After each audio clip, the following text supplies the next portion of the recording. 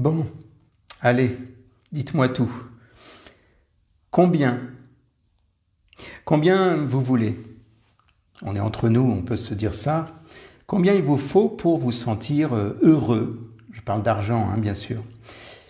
Et oui, alors je vais vous raconter une petite histoire qui peut-être va vous faire réfléchir.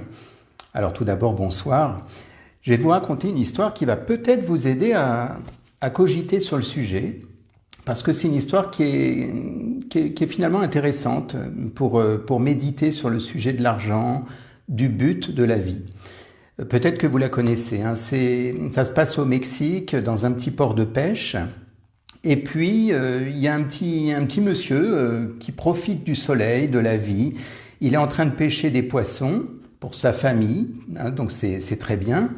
Et puis, bien, pendant qu'il profite et qu'il pêche, eh bien, il y a un milliardaire qui passe par là. Alors, le monsieur très riche, il s'arrête et puis il lui dit alors, ça fait combien de temps que vous êtes là? Parce qu'il voit qu'il a pris quelques poissons.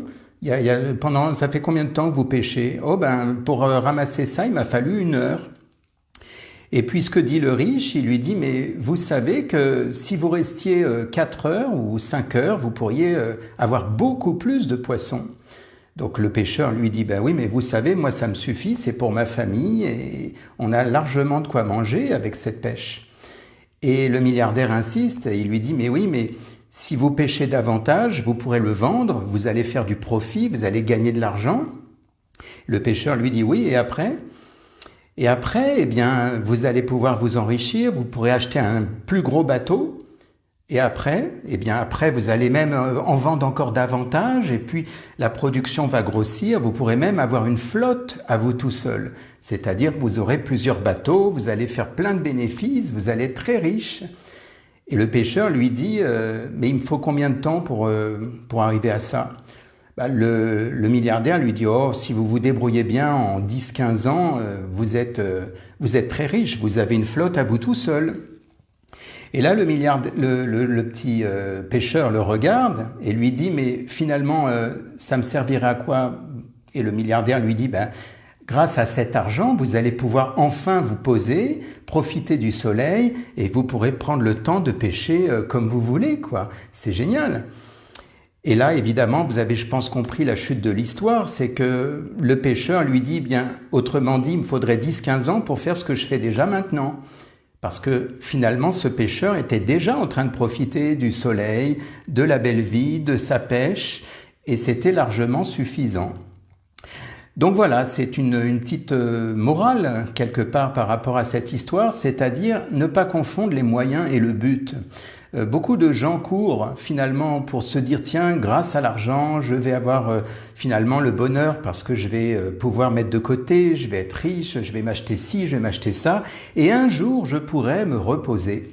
Et finalement, si on reprend l'exemple du pêcheur, eh bien lui, il était déjà en train de profiter de la vie et de se reposer. C'est pas mal ça quand même. Alors la question que j'aimerais vous poser finalement, c'est vous, quand vous allez reprendre votre activité, quelque part, est-ce que, j'imagine, depuis le temps, vous avez dû cogiter sur le sujet? Alors, il y en a peut-être qui adorent leur travail, hein, comme c'est mon cas. Maintenant, imaginons si vous étiez toujours en train de courir vers le stress.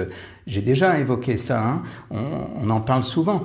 Je cours, il faut y aller parce que j'ai besoin d'argent, parce que, oui, mais il faut que je gagne plus. Et le stress qui fait que je cours, et tête baissée, comme on dit, la tête dans le guidon, pour accumuler, pour mettre de côté, pour acheter ceci ou cela. Et en fait, un peu comme le pêcheur, j'allais dire, pourquoi faire? Posez-vous la question, peut-être que vous aurez la réponse, peut-être qu'effectivement c'est parfait comme vous faites, de courir après le temps, l'argent, le stress. Seulement, il y a peut-être aussi une autre version qui consiste à se dire, tiens, après tout ce temps passé à faire de l'introspection, finalement, on a eu le temps chacun, eh bien, est-ce que finalement, ça ne serait pas mieux de prendre ce raccourci, de se dire, tiens, mais est-ce que là, je ne suis pas déjà en train de profiter? Parce que oui, on a eu des restrictions, je veux dire que peut-être pour certains, ça a été d'être en famille, puis finalement, à force d'être toujours en train de tourner en rond, bien, vous avez peut-être fini par jouer ensemble, faire des jeux de société. Peut-être que vous avez réalisé des recettes de cuisine ou de pâtisserie ensemble et vous avez finalement découvert que vos enfants adoraient la cuisine ou la pâtisserie. C'est possible aussi. Moi, je connais des personnes qui nous envoient des fois, qui m'envoient des photos en disant tiens, voilà ce que mon enfant a fait ou voilà ce que moi j'ai fait. Je trouve ça génial. Ou d'autres encore, ceux qui ont la chance d'avoir un jardin et qui ont profité, je sais pas moi, de s'asseoir dans l'herbe ou qui ont profité de s'occuper de leur jardin, de leur potager. Finalement, est-ce que c'est pas ça l'essence de la vie? Quelque part, c'est la question que je peux vous poser, c'est à l'idée de reprendre le travail. Alors il y en a évidemment qui adorent leur travail et c'est très bien comme ça, mais c'est une question ouverte comme ça. Je n'ai pas la réponse, je n'ai pas la prétention de vous dire ce qui serait mieux ou pas, puisque ça dépend de chacun évidemment. Mais ça pourrait être intéressant que chacun se pose la question pour lui-même, de se dire tiens finalement quand je vais travailler, ça me permet quoi? Ça me permet de gagner de l'argent, d'accord. Et cet argent, quand j'en gagne à ce rythme-là, avec le stress, avec le fait de me lever le matin, de courir, finalement cet argent, il me sert à quoi? Eh bien, il me sert à mettre de côté. Pourquoi faire? Pour m'acheter ceci, pour avoir cela. Et le bout du bout, c'est quoi? C'est pour ça que j'ai titré, en fait, pour aller tout droit, en quelque sorte.